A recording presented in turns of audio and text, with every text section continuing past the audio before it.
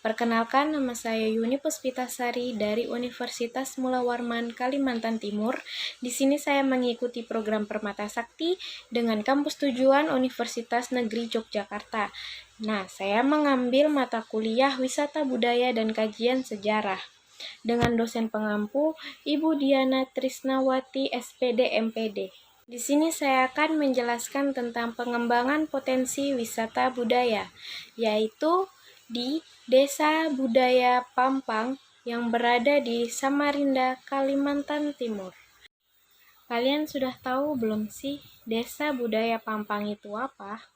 Desa Budaya Pampang merupakan sebuah desa yang terletak di Sungai Siring, Kalimantan Timur, yang bertepatan di kota Samarinda, yang merupakan objek andalan di Samarinda, Kalimantan Timur.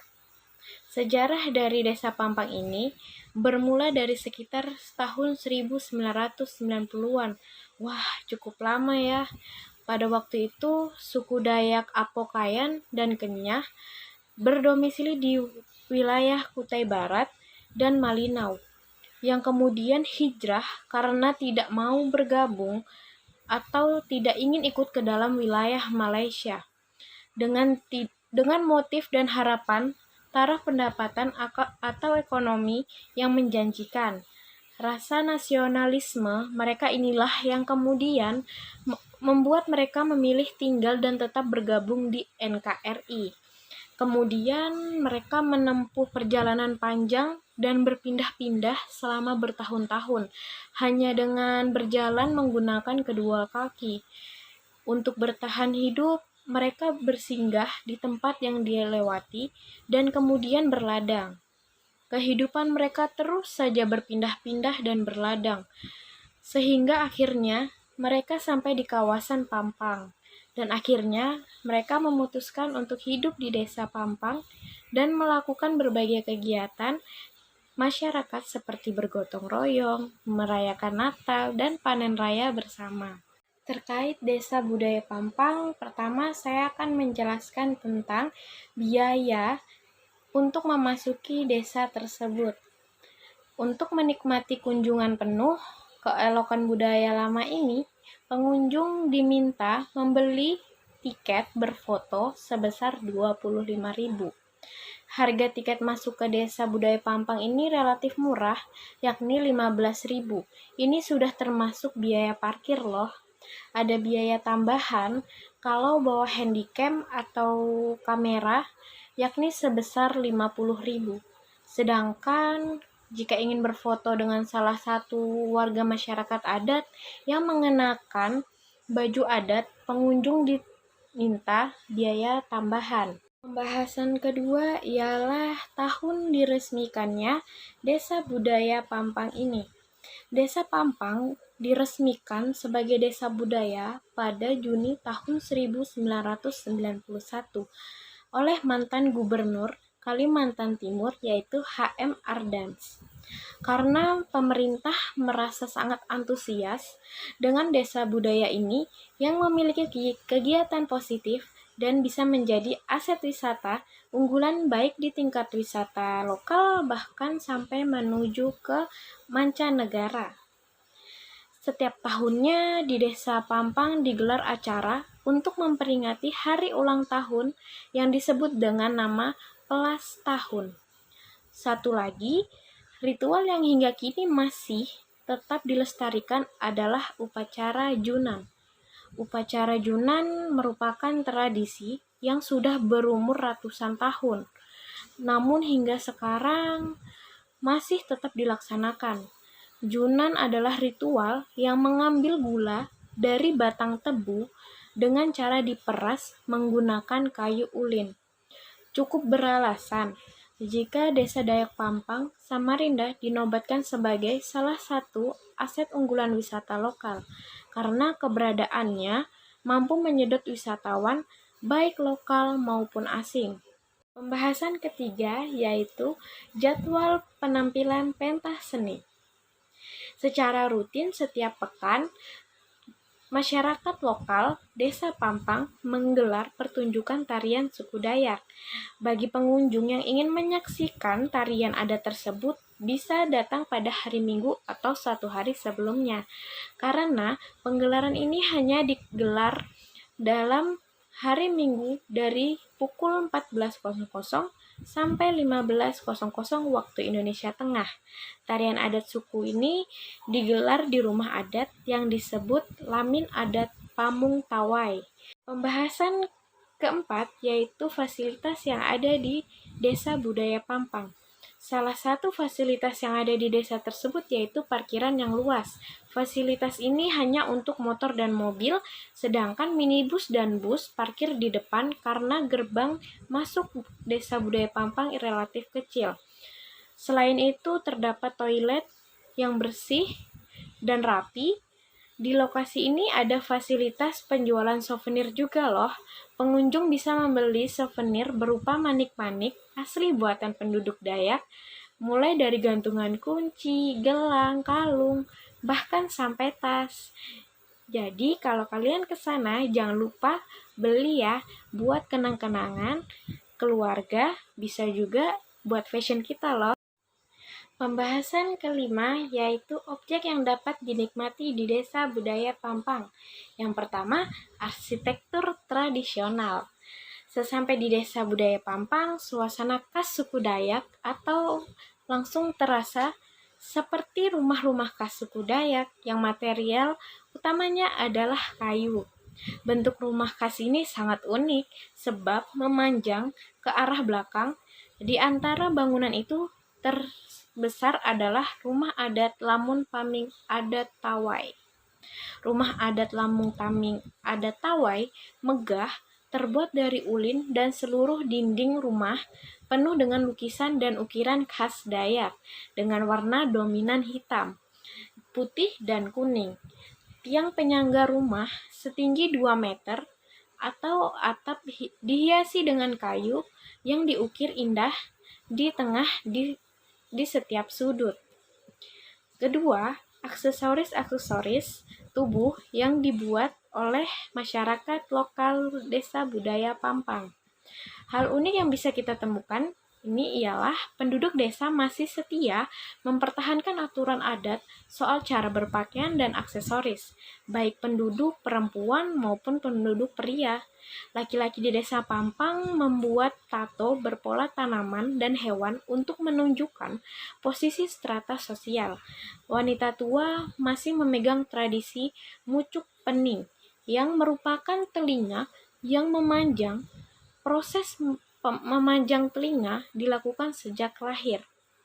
Di antara orang Dayak, kenyah memanjang telinga dilakukan dengan menggunakan gelang logam atau gasing berukuran kecil. Pemberat logam akan terus memanjang telinga hingga beberapa sentimeter. Di beberapa daerah, telinga panjang berfungsi sebagai identitas untuk menunjukkan umur pemilik telinga. Bobot manik-manik yang diberikan kepada bayi lahir dan jumlah manik-manik yang menempel di telinga akan meningkat 1 per tahun. Pengunjung bisa berfoto dengan salah satu masyarakat adat dengan pakaian tradisional mereka. Untuk berfoto menggunakan pakaian adat, pengunjung dikenakan biaya tambahan yaitu 25.000. Untuk berfoto dengan nenek telinga dikenakan biaya 50.000. Terus ada lagi ketiga, pentas budaya. Secara rutin setiap pekan, masyarakat lokal Desa Pampang menggelar pertunjukan tarian adat suku Pampang, yaitu suku Dayak. Bagi pengunjung yang ingin menikmati tarian tersebut, datang setiap hari Minggu.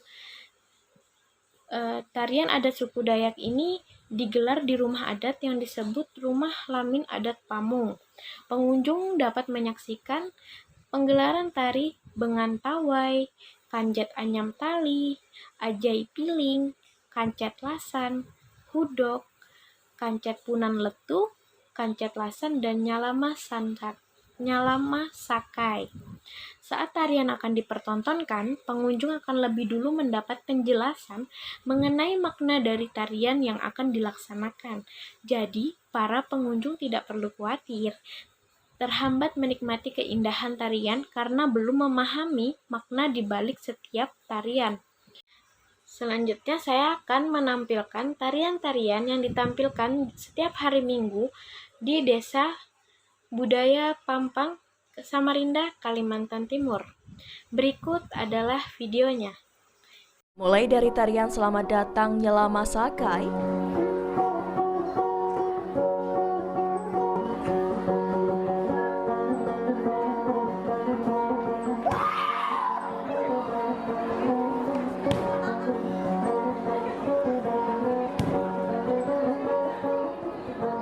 Kancet Udo. Tarian ini menggunakan topeng yang dibawakan untuk mengusir roh jahat.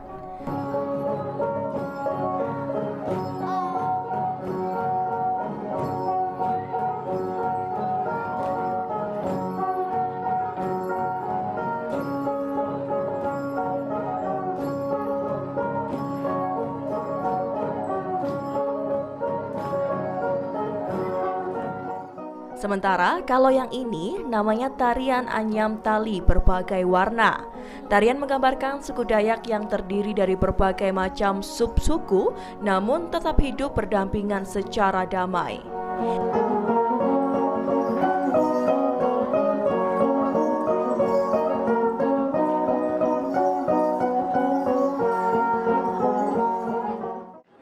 Yang ini tarian Papaga.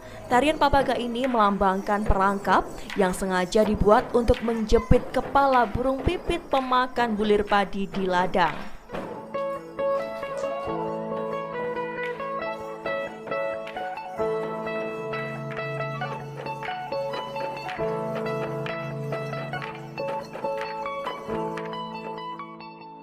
Dan tarian lain yang bercerita tentang kebiasaan adat istiadat suku Dayak Kenya ini.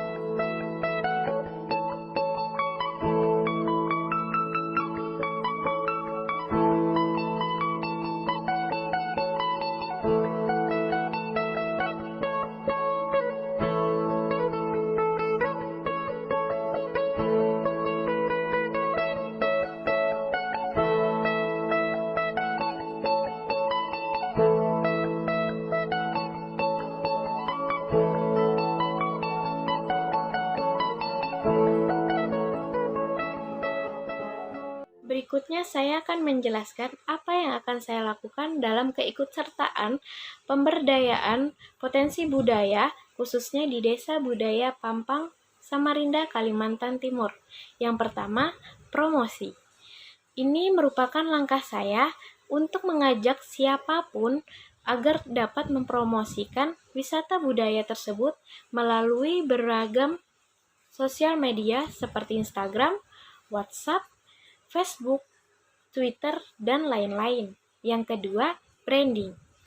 Cara ini saya mengajak masyarakat untuk membrandingkan menjadikan hasil kerajinan atau karya-karya lainnya untuk menjadikan khas Desa Budaya Pampang sehingga Desa Budaya Pampang ini memiliki ciri khas sendiri dan beda dari wisata lainnya. Yang ketiga, yaitu cooperating.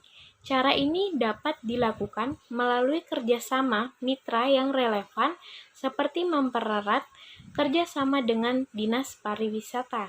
Yang keempat, empowering, yaitu memperdayakan masyarakat untuk memanfaatkan peluang melalui wisata budaya. Yang kelima, developing. Melalui program pengembangan, dilakukan upaya peningkatan mutu wisata agar tidak terkesan membosankan. Yang keenam, keeping. Upaya ini dilakukan dalam pelestarian, penjagaan, dan perawatan agar bisa diwariskan ke generasi berikutnya. Sekian presentasi dari saya. Apabila ada kesalahan kata, saya mohon maaf sebesar-besarnya. Terima kasih sudah menyaksikan video ini. Assalamualaikum warahmatullahi wabarakatuh.